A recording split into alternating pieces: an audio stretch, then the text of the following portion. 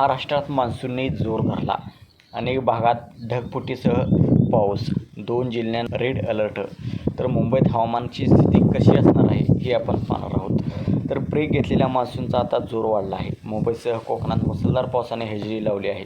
रत्नागिरी जिल्ह्यात ढगफुटीसह पाऊस झाला आहे. तर शनिवारी झालेल्या पावसामुळे राज्यात 9 जणांचा वीज पडून मृत्यू झाला आहे. तर आज पावसाचा रेड अलर्ट देण्यात आला आहे. मुंबईतही विजांच्या कडकडाटासह मध्यम पाऊस होण्याची शक्यता हवामान विभागाने वर्तवली आहे. कोकण, घाटमाथा आणि मध्य महाराष्ट्र राज्यात विविध ठिकाणी मुसळधार पाऊस बरसणार आहे. कोकण आणि घाटमाथ्यावर पावसाचा जोर कायम राहणार आहे. अरबी समुद्रापासून आंध्र प्रदेशच्या किनाऱ्यापर्यंत हवेचा कमी दाबाचा पट्टा कायम आहे.